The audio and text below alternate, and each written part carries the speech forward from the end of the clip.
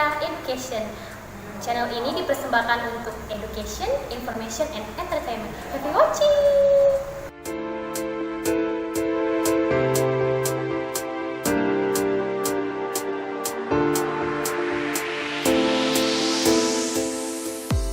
Salam sehat. Cuci tangan, pakai masker, jaga jarak. Yes. SMA Bina Putra.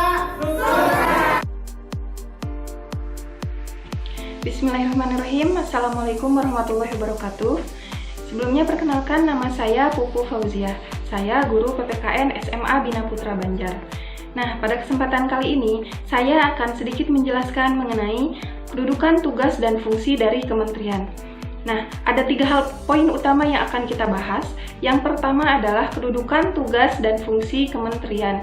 Yang kedua, klasifikasi kementerian. Dan yang ketiga, lembaga pemerintahan non-kementerian.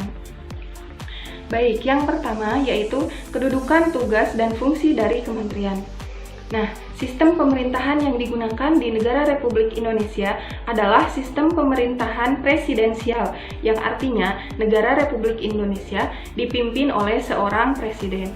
Nah, ada 2 kewenangan yang dimiliki oleh seorang presiden. Yang pertama, sebagai kepala negara, yang kedua, sebagai kepala pemerintahan. Nah, apa maksudnya kepala pemerintahan? Yaitu maksudnya adalah dalam menjalankan tugas dan kewajibannya sebagai kepala negara, presiden dibantu oleh menteri-menteri yang diangkat oleh presiden. Dalam pasal 17 Undang-Undang Dasar Negara Republik Indonesia tahun 1945 dijelaskan bahwa dalam menjalankan tugas dan kewajibannya sebagai kepala pemerintahan, yang pertama, presiden dibantu oleh menteri-menteri negara, yang artinya presiden tidak bekerja sendiri untuk mengatur suatu negara. Kemudian yang kedua, menteri-menteri diangkat dan diberhentikan oleh presiden.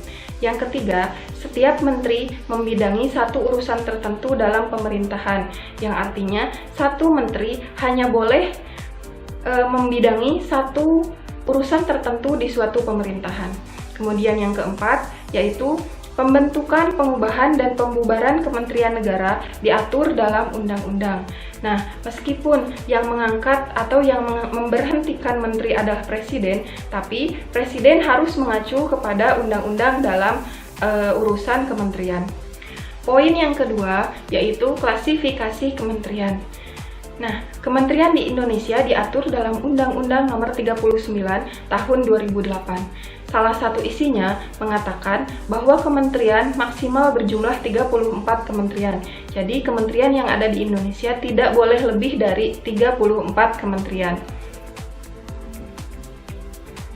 Klasifikasi kementerian negara berdasarkan urusan pemerintahan yang ditanganinya.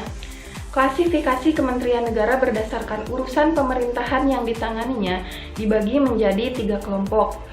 Yang termasuk dalam kementerian kelompok 1 ialah urusan pemerintahan yang nomenklatur kementeriannya secara tegas disebutkan dalam Undang-Undang Dasar Negara Republik Indonesia tahun 1945 yang meliputi pertama, Kementerian Luar Negeri, yang kedua Kementerian Dalam Negeri, dan yang ketiga adalah Kementerian Pertahanan.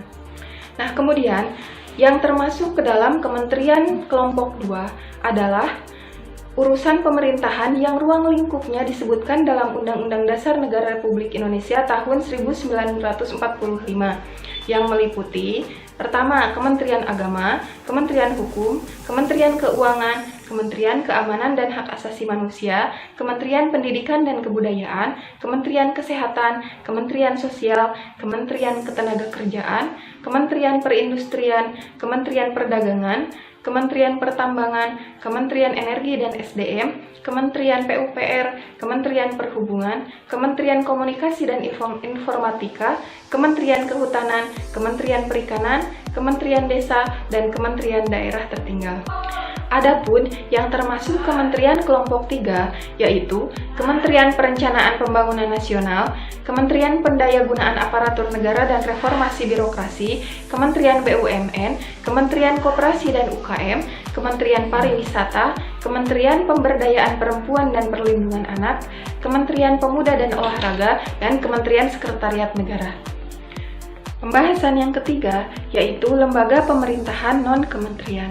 Nah, selain memiliki Kementerian Negara, Republik Indonesia juga memiliki lembaga pemerintahan non-kementerian atau disebut juga LPNK, yang dulu namanya disebut juga dengan Lembaga Pemerintahan Non-Departemen. Lembaga pemerintahan non-kementerian merupakan lembaga negara yang dibentuk untuk membantu Presiden dalam melaksanakan tugas pemerintahan tertentu. Lembaga pemerintahan non-kementerian berada di bawah Presiden dan bertanggung jawab langsung kepada Presiden melalui menteri atau pejabat setingkat menteri yang terkait. Adapun lembaga-lembaga pemerintahan non-kementerian yang ada di Indonesia, diantaranya adalah Arsip Nasional Republik Indonesia atau ANRI yang berkoordinasi langsung dengan Menteri Pendayagunaan Aparatur Negara dan Reformasi Birokrasi.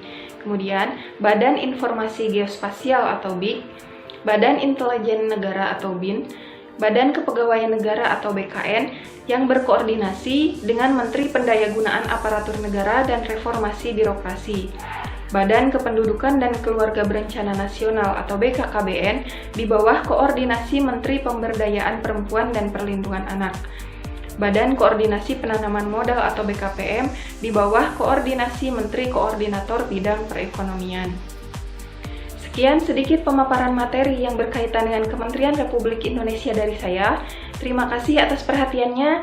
Wassalamualaikum warahmatullahi wabarakatuh.